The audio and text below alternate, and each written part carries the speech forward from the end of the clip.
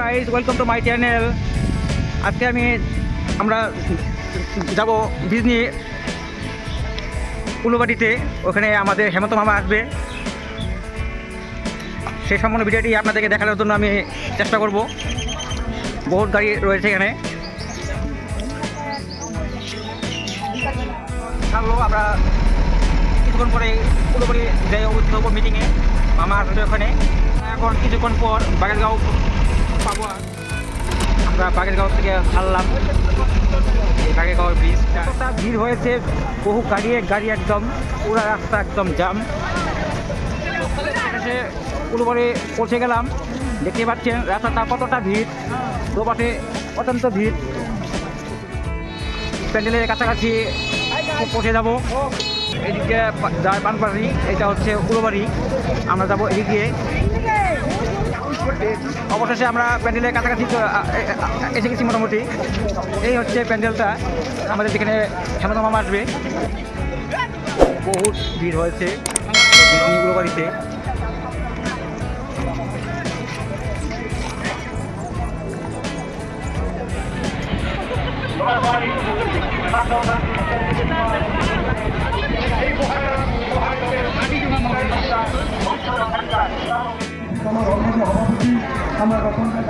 আমাৰ যিটো নিৰ্বাচন হ'ব সেইটো উদ্দেশ্য লৈ যিটো প্ৰচাৰ অভিযান ইলেকশ্যনৰ, এই প্ৰচাৰ অভিযানত উপস্থিত আমাৰ অসমৰ মুখ্যমন্ত্ৰী ডক্টৰ হিমন্ত বিশ্ব শৰ্মা ডাঙৰীয়া আৰু উপস্থিত আমাৰ বিজেপিৰে মণ্ডল বা ডিষ্ট্ৰিক্ট বা আমাৰ চেণ্ট্ৰেল পৰ্যায়ৰ আমাৰ দায়িত্ব থকা আমাৰ বিজেপি দলৰ কৰ্মীসকল, নেতাসকল আৰু উপস্থিত আমাৰ ভাৰত মাতা কি, নৰেন্দ্ৰ মোদী, হাগ্ৰামা মহিলাৰী, অৰূপ দে, বিজেপি, BPF, AGP, বহুত বহুত ধন্যবাদ। বৰষুণ দিছে, আহোঁতে কষ্ট হৈছে নেকি?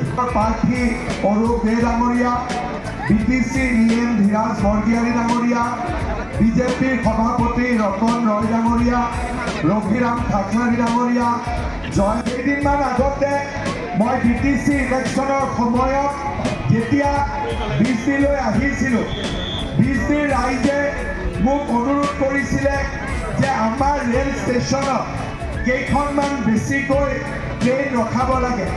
আপোনালোকে ইতিমধ্যে সকলোৱে গম পাইছে যে আপোনালোকে বিচৰা ধৰণে BC এতিয়া Kamrup express, north east express আৰু নগাঁও টামটৰাম এক্সপ্ৰেছ আজিকালি আমাৰ BC ৰেল ষ্টেচনত ৰখে আৰু ৰাইজে এতিয়া BCৰ পৰাই আমাৰ Kamrup express, north east express ৰেলত উঠিব পাৰে।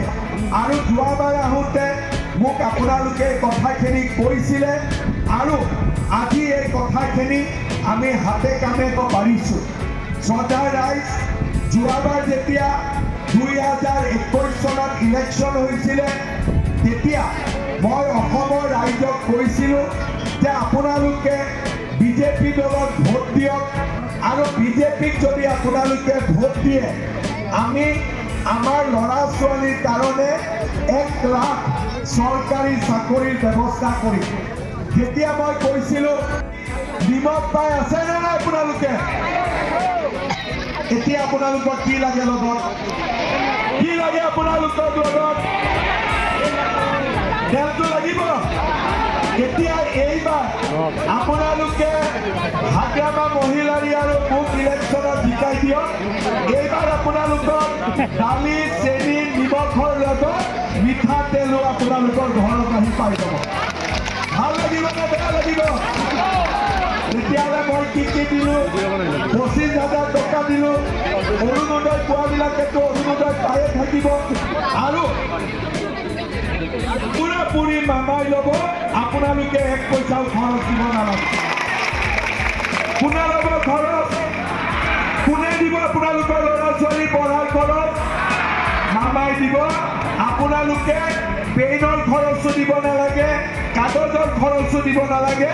আপোনালোকৰ ল'ৰা ছোৱালীক চৰকাৰে পঢ়াব, আপোনালোকে 1 টকাও খৰচ কৰিব নালাগে। ভাল হ'বনে বেয়া হ'ব? পাক্কা ভাল হ'ব? ইয়াৰ লগতে আমাৰ বিজনীত বহুত ডেকা ল'ৰা আছে, ডেকা ছোৱালী আছে, চাকৰিৰ কাৰণে এপ্লাই কৰিছে, কোনোবাই চাকৰি পাব, কোনোবাই চাকৰি নাপায়। কিন্তু আমাৰ ল'ৰা ছোৱালীবিলাকেতো কিবা এটা কৰিব লাগিব। কোনোবাই দোকান দিছে, কোনোবাই গাড়ী কিনিছে, কোনোবাই কিবা সৰু সুৰা কাম হাতত লৈছে। যোৱাবাৰ আমি 1 লাখ ল'ৰা ছোৱালীক আমি 2 লাখকৈ টকা দিছিলোঁ। বেংকত পৰা নহয়, চৰকাৰৰ পৰা, তাত ইণ্টাৰেষ্টটো নাই, টকা ঘূৰাই দিব নালাগে। আমি 1 লাখ ল'ৰা ছোৱালীক 2 লাখকৈ টকা দিছিলোঁ, যাতে নিজৰ ভৰিৰ ওপৰত নিজে থিয় হ'ব পাৰে, কিবা এটা ব্যৱসায় কৰিব পাৰে। এইবাৰ আমি সিদ্ধান্ত লৈছোঁ যে এই যি 2 লাখ টকাৰ স্কিম আগতে আমি দিছিলোঁ 1 লাখ ল'ৰা ছোৱালীক, এইবাৰ আমি দিম 10 লাখ ল'ৰা ছোৱালীক আমি 2 লাখ টকাকৈ দিম ব্যৱসায় কৰিবৰ কাৰণে। কিন্তু সবচে ডাঙৰ কথাটো হ'ল কি, 10 লাখটো অসমত পাব, কিন্তু বিজনীত কিমান পাব? আমি অকল বিজনী সমষ্টিৰ বাবে 2 লাখ টকা কৰি 10,000 ল'ৰা ছোৱালীক আমি দিম। কিমান ল'ৰা ছোৱালীক দিম? কিমান ল'ৰা ছোৱালীক দিম? 10,000। তাৰমানে বিজনী সমষ্টিত যিমান ল'ৰা ছোৱালীয়ে ব্যৱসায় বাণিজ্য কৰিব খোজে, চৰকাৰে 2 লাখ টকা দিব, টকা ঘূৰাই দিব নালাগে, মাত্ৰ টকাটো ভাল কামত খৰচ কৰিব লাগে। যোৱাবাৰ আমি 1 লাখ ল'ৰা ছোৱালীক দিছিলোঁ, বিজনী সমষ্টি 700 ল'ৰা ছোৱালীয়ে 2 লাখ টকাকৈ পাইছিলে। কিন্তু এইবাৰ 700 নহয়, এইবাৰ আমি বিজনী সমষ্টিত 10,000 ল'ৰা ছোৱালীক আমি 2 লাখ টকাকৈ দিয়াৰ ব্যৱস্থা কৰিম। ভাল হ'বনে বেয়া হ'ব? ভাল হ'বনে বেয়া হ'ব? কিন্তু এই আঁচনিবোৰ পাবৰ কাৰণে আমি কি কৰিব লাগিব? আমি অৰূপ কুমাৰ দেৱ পদুম ফুলৰ ছবিত আমি ভোট দিব লাগিব। আপোনাৰ যদি আমি হাগ্ৰামা আৰু হিমন্ত দুইটা খাৰা হওঁ, BTCৰ কাম হ'বনে নহ'ব আপোনালোকে কওক? পাক্কা হ'ব? এতিয়া কেইদিনমান আগতে মই কোকৰাঝাৰ গৈছিলোঁ, আমাৰ BTCৰ ৰেকৰ্ড ডে আছিলে। হাগ্ৰামা মহিলাৰীয়ে মোক ক'লে যে আমাৰ BTCৰ ৰাস্তা ঘাট দলং বনাবৰ কাৰণে মোক অলপ টকা লাগিব। মই লগে লগে হাগ্ৰামাক ক'লোঁ, এতিয়াতো ইলেকশ্যন আহি আছে, বেছিটো দিব নোৱাৰোঁ, কিন্তু আজিৰ দিনতে মই 1,000 কোটি টকা দি থৈ গ'লোঁ। আৰু আমাৰ BTCৰ বহুত বিলাক ইম্পৰ্টেণ্ট দলং আজি হাগ্ৰামা মহিলাৰী ডাঙৰীয়াই হাতত লৈছে।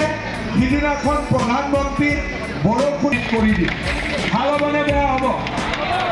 এতিয়া আপোনাৰ এখন কমাৰ্চ কলেজ লাগিব আৰু 1,000 মানুহ বহি মিটিং কৰিব পৰা এটা অডিটৰিয়ামো মই বিজনেছ বনাই দিম, তাকো আপোনালোকক আহি মই প্ৰতিশ্ৰুতি দিছোঁ।